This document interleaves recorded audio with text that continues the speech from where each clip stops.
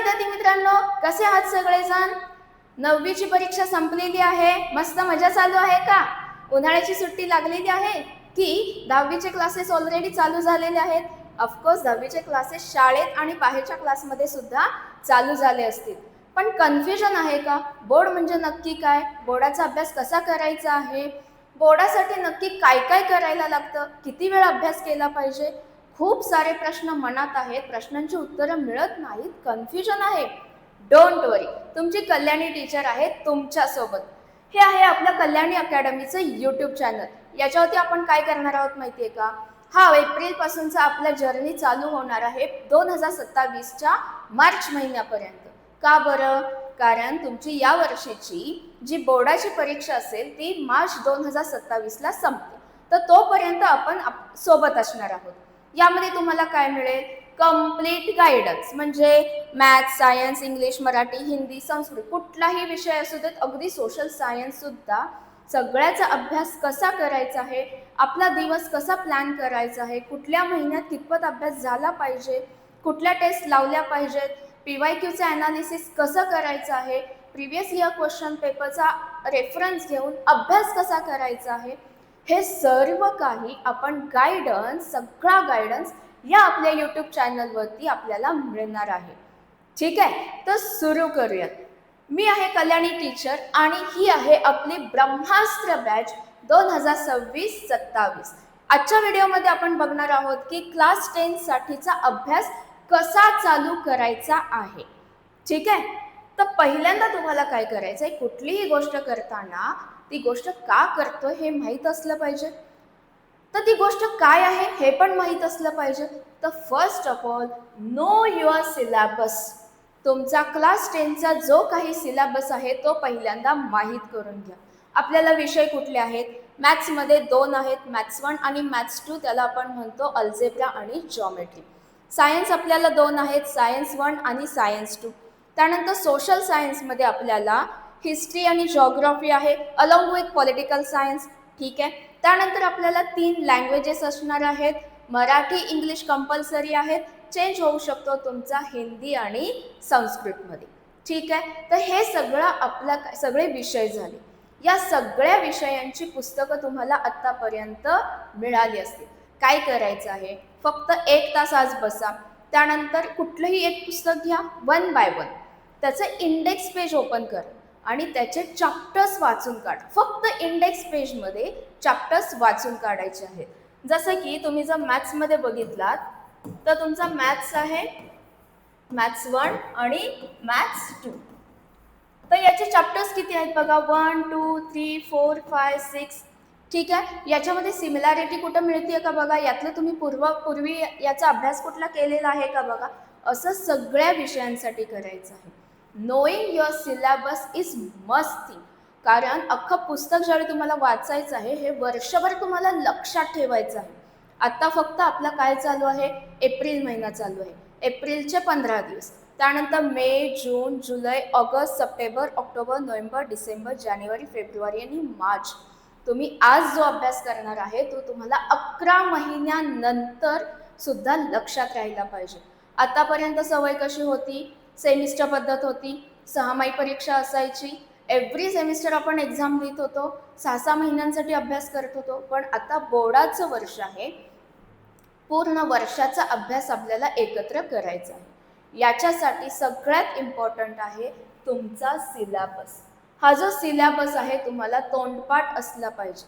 हिस्ट्रीमध्ये किती चॅप्टर्स आहेत, कोणते कोणते चॅप्टर्स आहेत, मराठीमध्ये पोएम्स किती आहेत, किती चॅप्टर्स आहेत, सायन्स अगदी तसंच. हे सगळं तुम्हाला तोंडपाठ असलं पाहिजे. तर आता एप्रिल महिना आहे, तुमची सुरुवात होते आहे. तर पहिल्यांदा काय करायचं आहे? प्रत्येक विषयाचं इंडेक्स पेज हवं तर प्रत्येक वहीवरती लिहून काढा. ठीक आहे, हे झाली पहिली step, knowing your syllabus. Second, previous year question papers. आता बाजारामध्ये जावा आणि मार्केटमधून कुठलंही 10th महाराष्ट्र बोर्डसाठी, क्लास 10 साठी, क्लास 10चे PYQचं कुठलंही पुस्तक उचलून घेऊन या.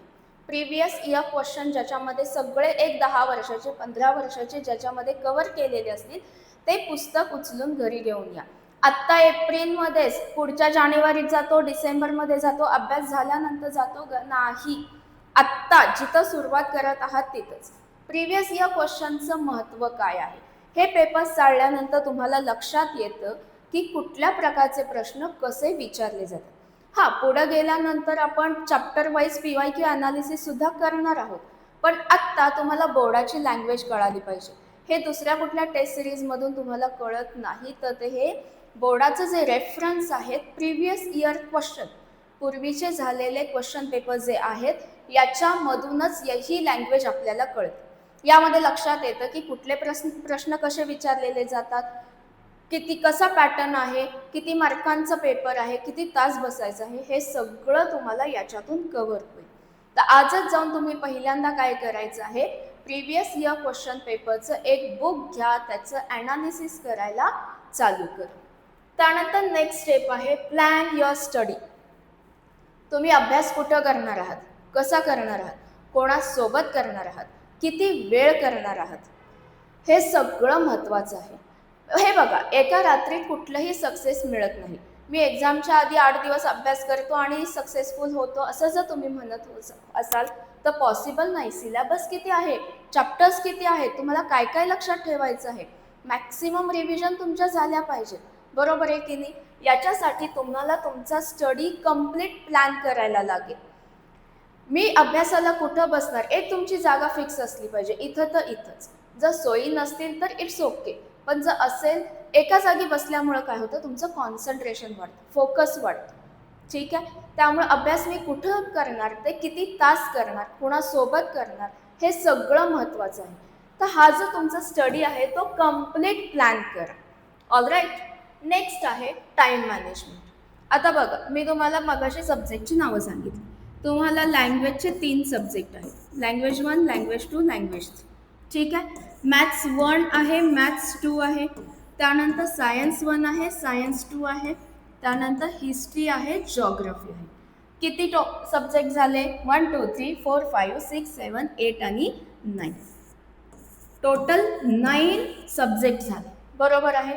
प्रत्येक सब्जेक्टमध्ये तुम्हाला ॲव्हरेज 7 ते 8 टॉपिक्स असतील, करेक्ट. तर टॉपिक्स किती झाले तुमचे, 8 9 70. तर हे 72 टॉपिक्स तुम्हाला किती दिवसांमध्ये करायचे आहेत, फक्त 325 दिवसांमध्ये. आता 325 दिवसांमध्ये तुमचा शाळेतला वेळ, म्हणजे आता बघा, हे 325 दिवस तुम्हाला मिळाले, पण या एका दिवसाचं नियोजन करताना जर तुम्ही विचार केलात, एका दिवसांमध्ये 24 तास असतात.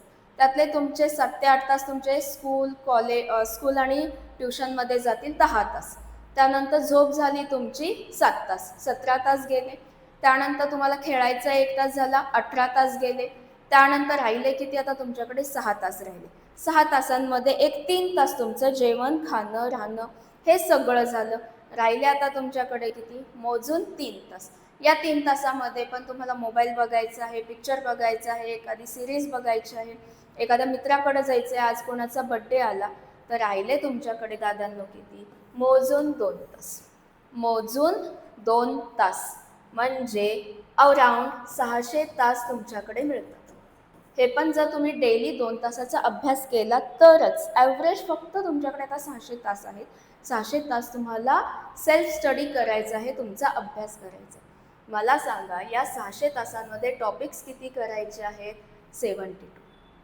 म्हणजे एका चॅप्टरला किती तास मिळतात याचं गणित आता तुम्हीच करा.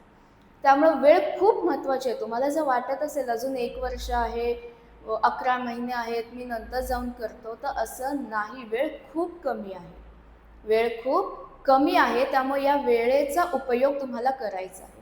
त्यामुळे तुम्हाला काय करायचं आहे, तुमचं जे टाईम मॅनेजमेंट आहे ते प्रॉपर करा, व्यवस्थित टाईम मॅनेजमेंट करा.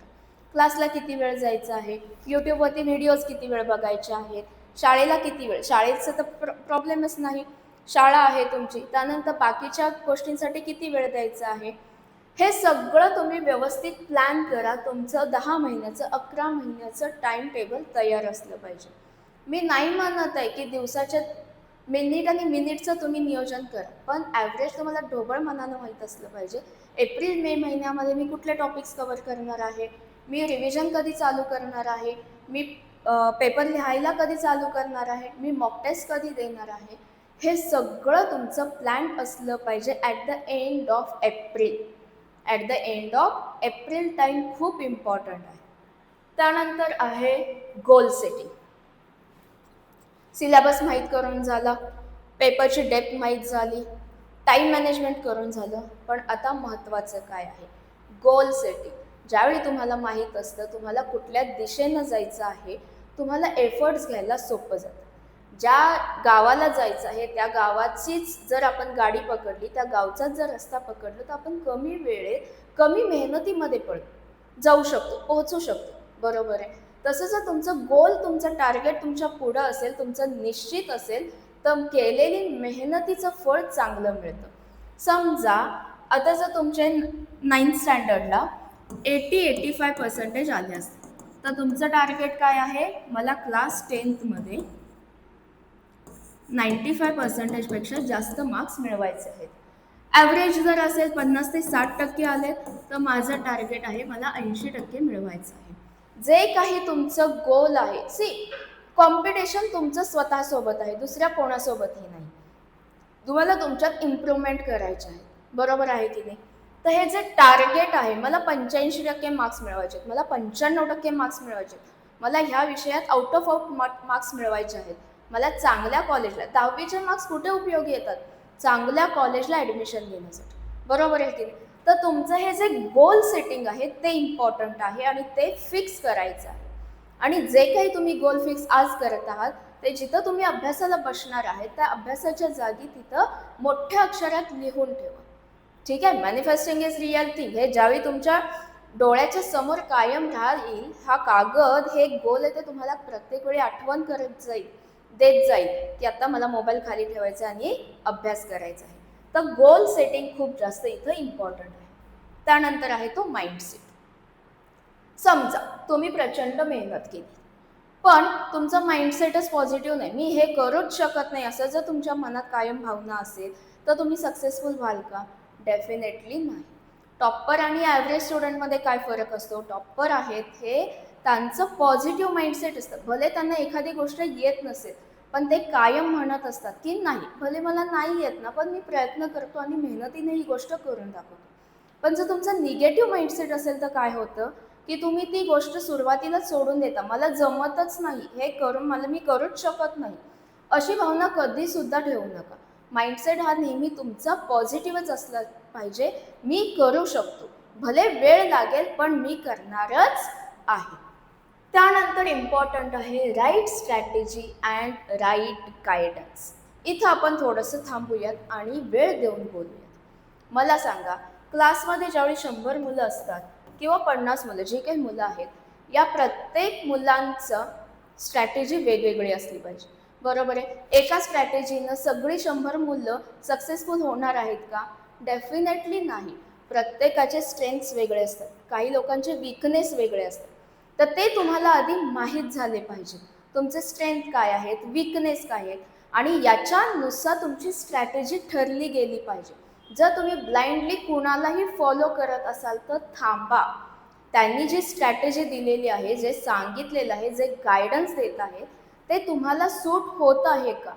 मी आता म्हणलं की 2 तास तुम्ही एका जागी बसून अभ्यास करा, पण 30 मिनिटाच्या पुढं तुम्हाला जर बसणंच होत नसेल, how you are going to study for 2 hours? बरोबर आहे. काही जण सांगतात, काहींचं मॅथ्स चांगलं असतं, तर त्यांना ते पटपट केल्यानंतर तिथं त्यांना वेळ कमी दिला तर चालतो. पण जर तुम्ही मॅथ्समध्ये वीक असाल, तर तुम्हाला काय केलं पाहिजे, अजून मॅथ्सची जास्त प्रॅक्टिस केली पाहिजे. मग ही स्ट्रॅटेजी कोण ठरवणार आहे? ही स्ट्रॅटेजी तुम्हालाच ठरवायचं आहे. राईट गायडन्स हा खूप इम्पॉर्टंट आहे. जर तुम्ही ब्लाइंडली कुणालाही फॉलो करत असाल, तर ती मेहनतसुद्धा तुमची वाया. भले तुम्ही मेहनत घ्याल, पण स्ट्रॅटेजी चुकल्यामुळं किंवा गायडन्स चुकीचं असल्यामुळं तुमची ती मेहनत पूर्णपणे वाया जाऊ शकते. त्यामुळं राईट स्ट्रॅटेजी आणि राईट गायडन्स खूप जास्त इम्पॉर्टंट आहे. तर याच्यासाठी काय आहे, कल्याणी अकॅडमी. आपण इथं काय करतो, तुम्ही जर आपल्याकडे पर्सनल गायडन्ससाठी येत असाल, इथं तुम्हाला नंबर दिलेला आहे, तुम्ही या नंबरवरती कधीही कॉल करू शकता. तुमची एक डायग्नोस्टिक टेस्ट घेतली जाते, ज्याच्यामध्ये तुमची लेवल आधी आम्ही चेक करतो की तुम्हाला नक्की कशाची गरज आहे. ठीक आहे. आणि यानंतर तुम्हाला पर्सनल गायडन्स आणि पर्सनल अटेन्शन व्यवस्थित दिलं जातं. ठीक आहे, हे एक करू शकता. सेकंड, कॉन्सेप्च्युअल अंडरस्टँडिंगवरती भर दिला पाहिजे आणि याच्यासाठी कल्याणी अकॅडमी खूप जास्त फेमस आहे. आपले जे कोर्सेस आहेत याच्यामध्ये आपण कॉन्सेप्च्युअल अंडरस्टँडिंगवरती भर देतो. पेपरमध्ये उलटे सुलटे पुलटे कसेही प्रश्न आले तरी आपले स्टुडंट्स आरामात सोडवू शकतात आणि याच्यासाठीच आपलं जे आहे मिशन या वर्षीचं आहे ब्रह्मास्त्र